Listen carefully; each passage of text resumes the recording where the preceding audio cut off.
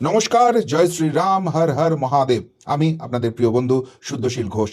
বন্ধুরা, এই মুহূর্তে রাজ্য রাজনীতিতে সব থেকে চমকে দেওয়া খবর, যে বিষয়টা নিয়ে বারবার আলোচনা করলেও এর আগের সরকারের কোনো সদর্থক পদক্ষেপ আমরা দেখিনি, সেটা হচ্ছে খারিজি মাদ্রাসা। রাজ্যের 12 জেলায় খারিজি মাদ্রাসা নিয়ে তদন্ত রিপোর্ট পেশ হয়েছে। প্রাইমারি রিপোর্ট সংশ্লিষ্ট ডিপার্টমেন্টে চলে গেছে, আলাদা আলাদা রিপোর্টগুলোকে কনসলিডেট করা হচ্ছে এবং কিছুদিনের মধ্যেই সেই ভয়ঙ্কর রিপোর্ট যে চলে যেতে চলেছে সরাসরি মুখ্যমন্ত্রীর টেবিলে, এবং সেখান থেকে তিনি কি আলটিমেটলি এর বিরুদ্ধে সেই ভয়ঙ্কর স্টেপগুলো নিতে পারবেন, সেই প্রশ্নটা থাকছে। কী কী উঠে আসছে সেই রিপোর্টে, যে ছবি উঠে আসছে সেটা কিন্তু আপনাকে রীতিমতো চমকে দেবে। আমি একদম লাস্টের দিকে ইয়েলো মার্ক করে দিয়েছি, ভালো করে সেই জায়গাগুলো বুঝুন। সূত্রের খবর, রিপোর্টে উল্লেখ করা রয়েছে খারিজি মাদ্রাসা চলছে ধর্মীয় শিক্ষা দিতেই। দেখুন, ধর্মীয় শিক্ষা নিয়ে আমার কোনো পার্সোনাল ইস্যু নেই, কিন্তু ধর্মীয় শিক্ষা যেখানে হচ্ছে, যার ধর্ম যিনি দিচ্ছেন তারাই পুরো ব্যাপারটা বুঝে নিন না কেন। এই খারিজি মাদ্রাসাকে ক্যান্সেল না করে সেখানে সরকারি অনুদান দিয়ে এদেরকে আরও ফুলো ফেঁপে কেন উঠতে দেওয়া হচ্ছে, এবং যে ধর্মীয় শিক্ষা দেওয়া হচ্ছে সেই ধর্মীয় শিক্ষায় তো অন্য ধর্মের উপর আঘাতের কথা বলা হচ্ছে। প্রশ্নটা এইখান থেকেই উঠে আসছে। এর পরের জায়গাটা দেখুন, এগুলি পরিচালনা করার জন্য কোথা থেকে টাকা আসছে তা নিয়ে আরও বিশদ তদন্ত করার প্রয়োজন রয়েছে বলেই মনে করছেন কমিটির সদস্যরা। অর্থাৎ এখানে বিপুল পরিমাণ ইনভেস্টমেন্ট চলছে, এবং সেই ইনভেস্টমেন্ট শুধু দেশের মধ্যে থেকে নয়, বিদেশ থেকেও আসছে। হঠাৎ করে বিদেশিদের এমন কি জায়গা তৈরি হলো যেখানে ধর্মীয় শিক্ষা বাড়ানোর জন্য এরকম বড় ফান্ডিং আসছে, এবং তার আড়ালে আলটিমেটলি কি চলছে, খাগড়াগড় কাণ্ডও কিন্তু আমাদেরকে এখনও আতঙ্কে বুক কাঁপিয়ে দেয়। এর পাশাপাশি আরও বলা হচ্ছে সীমান্তবর্তী জেলাগুলিতেই সব থেকে বেশি খারিজি মাদ্রাসার সন্ধান পাওয়া গিয়েছে বলে খবর। সীমান্তবর্তী জেলাগুলিতেই কেন হচ্ছে এগুলো বেশি, ভেতর দিকে কেন এরা আসতে পারছে না? এবং মাথায় রাখতে হবে, ভারতের সঙ্গে সব থেকে বড় সীমানা যেটা বাংলাদেশের সঙ্গে রয়েছে, পশ্চিমবঙ্গের সঙ্গেই রয়েছে, এবং সেই সীমান্তবর্তী জায়গাগুলোতে বাংলাদেশে ক্ষমতার পরিবর্তন হলেও জামাতিরাই কিন্তু জিতে রয়েছে, যারা বিরোধী পক্ষ রয়েছে। এখানে পশ্চিমবঙ্গে যা কিছু শুক্রবারের ঘটনা ঘটে, সেখানে জামাতিদের ইন্ধনের অভিযোগের আগে বারবার উঠে এসছে। এবার সব থেকে গুরুত্বপূর্ণ জায়গাটা আসছে, যাদের অনুমোদন নেই তাদের বাতিল করা প্রয়োজন বলে মনে করছে কমিটির সদস্যরা। ভাবুন, একটা কমিটি তারা রেকমেন্ড করছে যে যেখানে কোনো রকম অনুমোদন নেই তাদেরকে বাতিল করতে হবে, অথচ মমতা বন্দ্যোপাধ্যায় এদেরকেই এগিয়ে যেতে সাহায্য করেছিলেন। তবে স্থানীয় মানুষের পাশাপাশি এই ধরনের মাদ্রাসা পরিচালনার জন্য বিভিন্ন সংস্থার তরফেও অর্থ দেওয়া হয় বলে খোঁজ মিলেছে।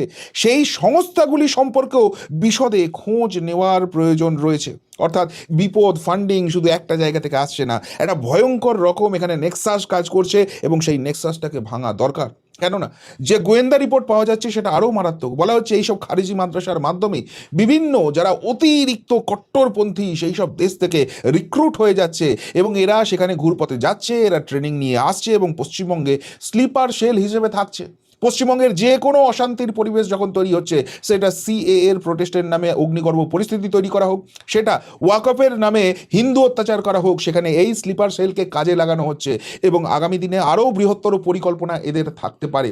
তার মানে আলটিমেটলি শুভেন্দু অধিকারী যে রিপোর্ট নিয়ে আসছেন সেটা তার কাছে যাবে, এবং তারপর এর এগেন্সে স্টেপ হবে না। যেখানে গোয়েন্দা রিপোর্ট রয়েছে সেটা তো হতে পারে না। অর্থাৎ মৌচাকে কিন্তু ঢিলটা মেরে নিয়েছেন। ফলে শুভেন্দু অধিকারী এবং এই সরকার, তাদের উপরে কি ভয়ঙ্কর প্রেশার আসতে পারে, সেই প্রশ্নটা কিন্তু উঠতে শুরু করে দিয়েছে।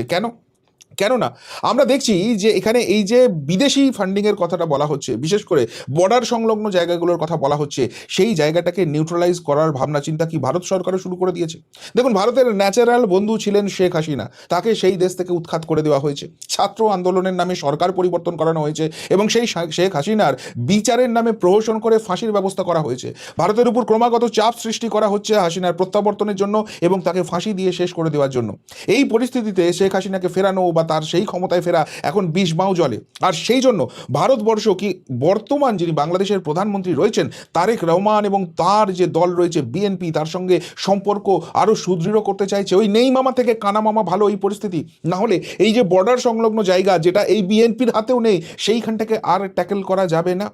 ব্রিক্সের যে সম্মেলন হচ্ছে সেখানে স্পেশাল অতিথি হিসেবে বাংলাদেশের প্রধানমন্ত্রীকে সাদরে ভারতবর্ষে আমন্ত্রণ জানানো হয়েছে এবং সেখানে ভারত সরকারের সঙ্গে নরেন্দ্র মোদীর সঙ্গে দীর্ঘ আলোচনা হবে এবং এটা খুব আন্তরিকতার সঙ্গেই করা হচ্ছে। সেটা কি এমনি এমনি, অনেক বড় কিছু জায়গা কি রয়েছে, তবে শুধু আন্তঃরাষ্ট্রীয় ক্ষেত্রেই নয়, স্থানীয় স্তরেও কিন্তু অনেক বড় কিছু পরিকল্পনা চলছে।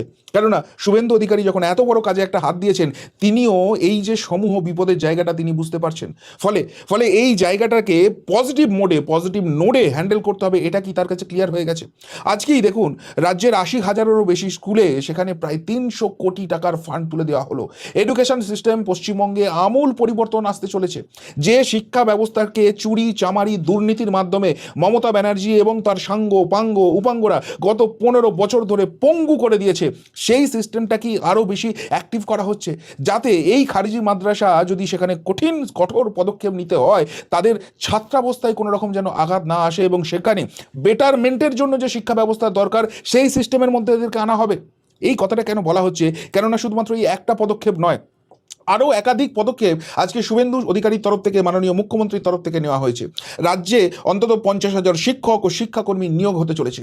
মমতা ব্যানার্জির আমলে কিচ্ছু হয়নি, যে কটা হয়েছে সেখানে দুর্নীতি হয়েছে, ফলে চাকরি চলে গেছে, চাল কাঁকড় আলাদা করা যায়নি, ফলে শিক্ষা ব্যবস্থায় একটা শূন্যতা তৈরি হচ্ছে। শিক্ষা ব্যবস্থার মেরুদণ্ডটা ভেঙে দেওয়ার চেষ্টা করা হয়েছে, যাতে করে এই অরাজকতা আরও বাড়ে, বেকারত্ব আরও বাড়ে এবং মানুষ কার্যত রাজনৈতিক দলদাস হয়ে থাকতে পারে। ভোট ব্যাংকের অঙ্কে মমতা ব্যানার্জি যে খেলাটা খেলেছিলেন, সেই জায়গাটাকেই এবার কুঠারাঘাত করার চেষ্টা করা হচ্ছে এবং সেই জন্য শিক্ষা ব্যবস্থাকে ঢেলে সাজাতে হবে।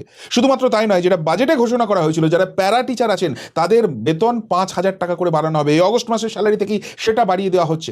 প্রত্যেকটা ফ্রন্টে যাতে এডুকেশন সিস্টেমটা স্ট্রং হয়, সুপার স্ট্রং হয়, সেই জায়গাটায় কিন্তু শুভেন্দু সরকার কাজ করতে শুরু করে দিয়েছে এবং এর যথেষ্ট কারণ রয়েছে। মাননীয় মুখ্যমন্ত্রী নিজে বলছেন যে যতক্ষণ না শিক্ষা ব্যবস্থাকে স্ট্রং করতে পারছেন, ততক্ষণ রাষ্ট্রবাদ কাজ করবে না, ততক্ষণ দেশের ভালোর কথা মানুষ ভালো করে বুঝতে পারবেন না। সুতরাং সেই জায়গায় কোনো রকম কোনো কম্প্রোমাইজ নেই। এবং এবং এখানে দেখুন যে অহেতুক বিতর্ক তৈরি করার যে জায়গাগুলো রয়েছে, সেই জায়গাটাতেও কিন্তু এই সরকার কাজ করতে শুরু করেছে। যেমন শুধুমাত্র পুষ্টির কথা ভেবে এবং যাতে এখানে কোনো রকম চুরি জোচ্চুরি না হয়, কেননা খুব গরিব ঘরের ছেলেমেয়েরা এখানে আসছেন, সেই কথাটা মাথায় রাখতে হবে। অক্ষয়পাত্র ফাউন্ডেশনের মতো সংস্থাকে দায়িত্ব দেওয়া হয়েছিল মিড ডে মিলের, যাতে করে আমাদের রাজ্যের ছেলে মেয়েগুলোর পুষ্টিগত জায়গাটা ঠিক থাকে। কিন্তু সেখানে ডিম পাওয়া যাবে না বলে এমন একটা বিতর্ক তৈরি করার চেষ্টা এই বামেরা, এই তৃণমূলীরা শুরু করে দিয়েছিল, যেন গেল গেল রব হলো। সরকারের বিরুদ্ধে জনমত, মানুষ খেপানোর কাজ কিন্তু শুরু হয়ে গিয়েছিল, আর সরকার সেই জায়গাটাও কিন্তু ভাবনা চিন্তা করছে। পরিষ্কারভাবে এই ডিমের সংস্থানও সেখানে করা হচ্ছে এবং যেখানে যেখানে অক্ষয়পাত্র ফাউন্ডেশন খাবার দেবে, সেখানে অন্য জায়গা থেকে ডিম নিয়ে এসে দেওয়ার ব্যবস্থা করা হবে। সুতরাং কোথাও কোনো বিরোধীদের স্কোপ দেওয়ার কোনো জায়গা নেই। যারা এই দেশটাকে ভালোবাসে না, এই রাজ্যটাকে ভালোবাসে না, পিছিয়ে আনার চেষ্টা করছে, কিছু করার নেই, তাদের সেই জায়গাটাকে মুখটা বন্ধ করতে হবে। সরকারকে সেটা ডেভেলপমেন্টের মাধ্যমেই করতে হবে। সেই জায়গাটা কিন্তু এই সরকার নিশ্চিত করে দিচ্ছে। কেন নিশ্চিত করে দিচ্ছে? কেননা প্রত্যেকটা স্টেপ দেখুন, এরা কীরকম দেশ বিরোধী কাজ করছে, এরা রাজ্যের স্বার্থ বিরোধী কাজ করছে। এই যে ধর্মতলাতে সাংবাদিক নিগ্রহ হলো, ছাত্র আন্দোলনের নামে দুষ্কৃতীদের তাণ্ডব আমরা দেখলাম, সেখানে মহামান্য সুপ্রিম কোর্টের রায়ে ছেড়ে দিতে বাধ্য হয়েছে সরকার। কিন্তু কিন্তু দেখুন, তাদেরকে বীরের সংবর্ধনা দেওয়া হচ্ছে, যারা সাংবাদিক পেটায়, ছাত্র আন্দোলনের নাম করে যাদের অতীত দুষ্কৃতি কার্যের রেকর্ড আছে, তারা সামনে এসে পুরো পরিস্থিতিটাকে অগ্নিগর্ভ করে দেয়, রাজ্যের আইন শৃঙ্খলা পরিস্থিতি ভেঙে দিতে চায়, তাদেরকে বীরের সংবর্ধনা দেওয়া যায়। অথচ সেই কাজটাই কিন্তু এখন এই রাজ্যের যারা বিরোধী, সেই বামেরা করছে। শুধুমাত্র তাই নয়, মানুষকে ভরকানোর জন্য, মানুষকে বিভ্রান্ত করার জন্য অন্য রাজ্যের ভিডিও ফুটেজ তুলে নিয়ে এসে এই সরকারকে বদনাম করার চেষ্টা করছে। এদের মেন্টালিটি আলটিমেটলি কি? যে কোনো হোক ক্ষমতাটা দখল করা, যাতে করে এদের যে সিস্টেমটা আছে, যাতে করে ব্রেন ওয়াশ করা যায়, মানুষকে মুরগি করা যায়, মানুষের মাথার মধ্যে বিষ বাষ্পটা ঢুকিয়ে রাখা যায় এবং সেখান থেকে দেশটাকে টুকরো টুকরো করা যায়। সেই মেন্টালিটি নিয়ে কি এরা কাজ করছে না? প্রশ্নগুলো উঠছে। তার কারণ হচ্ছে, একটা জিনিস ভালো করে দেখুন, এটা কি সত্যি সত্যি কোয়েশ্চেন লিক নিয়ে ছাত্র আন্দোলন ছিল? যদি সেটাই হতো, এটা যেরকম সর্বভারতীয় পরীক্ষার নিটের ক্ষেত্রেও প্রযোজ্য, তেমনি ইন্ডি জোটের যারা শরিক রয়েছে সেই সব রাজ্যেও যখন হচ্ছে, সেখানেও তো এটা প্রযোজ্য হতো। অথচ পাঞ্জাব, ঝাড়খণ্ডের মতো যে রাজ্যগুলো রয়েছে, সেখানে এরা আন্দোলন নিয়ে মুখে কুলু পাটছে। অর্থাৎ আলটিমেট টার্গেটটা হচ্ছে বিজেপি, আলটিমেট টার্গেটটা হচ্ছে বিজেপির যে রাষ্ট্রবাদের ভাবনা, আলটিমেট টার্গেটটা হচ্ছে নরেন্দ্র মোদী। সেই ছবিটা কিন্তু স্পষ্ট হয়ে যাচ্ছে এবং জিনিসটা আরও স্পষ্ট করে দিচ্ছেন খোদ লোকসভার বিরোধী দলনেতা রাহুল গান্ধী। এই যে আন্দোলন হলো, এর ফলে ধর্মেন্দ্র প্রধান শিক্ষামন্ত্রীকে রেজিগনেশন দিতে হলো, সেই সমস্ত কিছু নিয়ে যখন পেপার লিক বিল, কঠিনতম একটা বিল নিয়ে আসছে, যেখানে এই ধরনের জিনিস আগামী দিনে করলে কঠোরতম সাজা হবে, সেই নিয়ে বলতে উঠে পুরোপুরি সংঘ পরিবারকে জুড়ে দিচ্ছেন রাহুল গান্ধী। অর্থাৎ যুদ্ধটা কিন্তু আরএসএস এর বিরুদ্ধে। এতদিন যে ইতিহাস, যে বিকৃত ইতিহাস মানুষকে পড়ানো হতো, যেখানে বোঝানো হতো যে ব্রিটিশরা মহান আর এই দেশের যারা স্বাধীনতা নিয়ে এসেছেন তারা আসলে দুষ্কৃতী, এই ধরনের টেক্সট কনসেপ্ট যেটা বোঝানো হতো, সেই সিস্টেমটা আসলে মুছে যাচ্ছে। এখান থেকে মুছে যাবে সেই সিস্টেম যেখানে জেএনইউতে শুধুমাত্র টুকরে টুকরে গ্যাংয়েরাই দিনের পর দিন রাজত্ব করে যাবে। তাদের মেধা থাকুক না থাকুক তারাই ওই সিস্টেমের অংশ হবে এবং তারা পরবর্তীকালে দেশকে টুকরে টুকরে করতে পারে এমন সিস্টেম, এমন ছাত্র গ্যাং সেখান থেকে তৈরি করবেন। সেই সমস্ত জায়গায় কিন্তু কুঠারাঘাত হয়েছে, ফলে একটা পুরো সিস্টেম তাদেরকে কিন্তু হিলিয়ে দেওয়া হচ্ছে, আর সেই জন্য তারা শেষ মরণ কামড় দেওয়ার চেষ্টা করছে। প্রশ্নগুলো এই জায়গা থেকেই উঠছে, আর সেই জন্য এই জায়গাটাকে অত্যন্ত ট্যাক্টফুলি ম্যানেজ করা হচ্ছে। মহামান্য সুপ্রিম কোর্টের নির্দেশে নিশ্চিতভাবে ওই 16 জনের জামিন দেওয়া হয়েছে, কিন্তু তাদের ফাইল ক্লোজ করা হচ্ছে না। যে কথাটা আমি গত কয়েকদিন ধরেই আপনাদের সামনে বারবার নিয়ে আসছি, যে এই যে আন্দোলনের নামে শয়তানি হলো, বদমাইশি হলো, বাঁদরামি হলো, এবং সেখানে বিদেশি শক্তির কি যোগ রয়েছে, বিদেশি ফান্ডিং কি এসেছে, এর আলটিমেট লক্ষ্যটা কি ছিল, সেই সমস্ত কিছু ইনভেস্টিগেশন করে সামনে আনার দরকার আছে, যাতে আগামী দিনে দেশ বৃহত্তর বিপদে না পড়ে। এবং ঠিক সেই কাজটাই শুভেন্দু অধিকারী সরকার করছে, সেই কাজটাই কন্টিনিউ চলছে, ইনভেস্টিগেশন চলবে। হ্যাঁ, অ্যারেস্ট হবে না, কিন্তু আলটিমেট এর পিছনে কি রয়েছে সেই সত্যটা নিয়ে এসে যদি মহামান্য আদালতের সামনে রাখা হয় এবং সেখানে দেশ বিরোধী শক্তির খোঁজ পাওয়া যায়, এদের উদ্দেশ্য যে অন্যটা ছিল সেটা প্রুফ করা যায়, তাহলে সেই অবস্থাতেও কি আদালত যখন চোখ বন্ধ করে বসে থাকবে? সেটা সম্ভব নয়। আর সেই জন্যই সেই ফ্রন্টে যুদ্ধটা কিন্তু জারি রেখে দিয়েছে। শুধুমাত্র এই জায়গাটাতেও নয়, আর একটা খুব গুরুত্বপূর্ণ জায়গায় আজকে হাত দিয়েছেন মাননীয় মুখ্যমন্ত্রী শুভেন্দু অধিকারী। আমরা দেখেছিলাম মমতা বন্দ্যোপাধ্যায়ের একটা খুব ভালো গুণ ছিল, সেটা হচ্ছে তার চপ্পল যে যত বেশি চাটতে পারবে এবং তার সাম্রাজ্যটাকে রক্ষা করার জন্য নিয়ম নীতিকে বুড়ো আঙুল দেখিয়ে যারা পুরো জিনিসটাকে ওলট পালট করে দেবেন তাদেরকেই তিনি ক্ষীর খেতে দেবেন। কিন্তু সেটা করতে গিয়ে আলটিমেটলি রাজ্যের পাশাপাশি দেশের ক্ষতি হচ্ছিল। এবার সেই জায়গাটাতেও কি কুঠারাঘাত শুরু হলো? আমরা জানি রাজীব কুমারের ভূমিকা কি, সারদা তদন্তের নামে তিনি কি করেছেন এবং পরবর্তীকালে রাজ্য পুলিশের সর্বেসর্বা হয়ে গিয়ে কিভাবে বিরোধীদের কণ্ঠরোধ করার চেষ্টা করেছেন। তার পুরস্কারও তিনি পেয়েছেন, তবে তিনি একা নন, তার পরিবারও পেয়েছে। আজকে কিন্তু সেই তার স্ত্রী সঞ্চিতা কুমারকে রেজিগনেশন দিতে হলো এবং সেটাও সরকারের চাপে তিনি স্বীকার করে গেলেন, পালিয়ে গেছেন দিল্লি তারপরে। কিন্তু এই যে সিস্টেমের মধ্যে এখনও মমতা বন্দ্যোপাধ্যায়ের এই পোষ্যগুলো বসে আছে, যারা সিস্টেমে বসে থেকে পুরো জিনিসটাকে গড়বড় করার চেষ্টা করছে এবং যে সিস্টেমটাকে সুধারণের চেষ্টা করছে এই সরকার, সেখানে প্রতিবন্ধকতা করার চেষ্টা করছে, সেই জায়গাগুলোকে ক্লিন আপ শুরু হয়ে গেল, সিস্টেমের আলটিমেট ক্লিন আপ শুরু হয়ে গেল।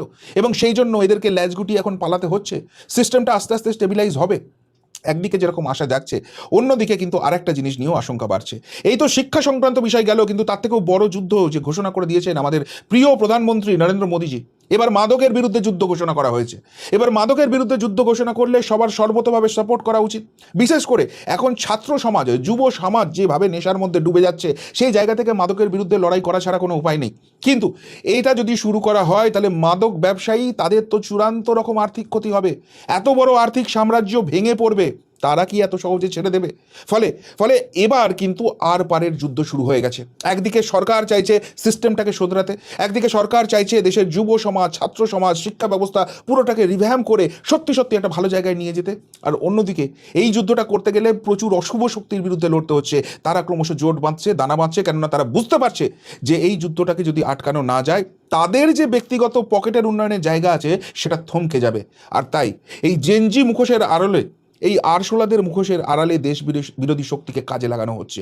এটা তো ট্রেলার ছিল, আগামী দিনে আরও বৃহত্তর পরিসর তৈরি হতে পারে। কেননা অভিজিৎ দীপকে এদিকে রাকেশ টিকাইত কিষাণ নেতা তার সঙ্গে যোগাযোগ শুরু করে দিয়েছে, বৈঠক হচ্ছে এবং আগামী দিনে ছাত্র, কৃষক, যুব সবাই মিলে একটা বৃহত্তর পরিসর করে নরেন্দ্র মোদী সরকারকে ঘিরে তাকে ফেলে দেওয়ার পরিকল্পনা হচ্ছে। ফলে আগামী কয়েকটা দিন কিন্তু টালমাটাল পরিস্থিতি যাবে, শুভ অশুভের এই লড়াই চরম পর্যায়ে উঠবে, সেটা কিন্তু স্পষ্ট হয়ে যাচ্ছে। কিন্তু সেই যুদ্ধে শেষ পর্যন্ত জিতবেটাকে? আপনারা কি মনে করেন? উত্তরটা অবশ্যই কমেন্ট বক্সে কমেন্ট করে জানাবেন। এমনকার মতো এখানেই শেষ করলাম, ফেরত আসছি নতুন প্রতিবেদন নিয়ে খুব তাড়াতাড়ি। ভালো থাকবেন, সাথে থাকবেন, পাশে থাকবেন। নমস্কার।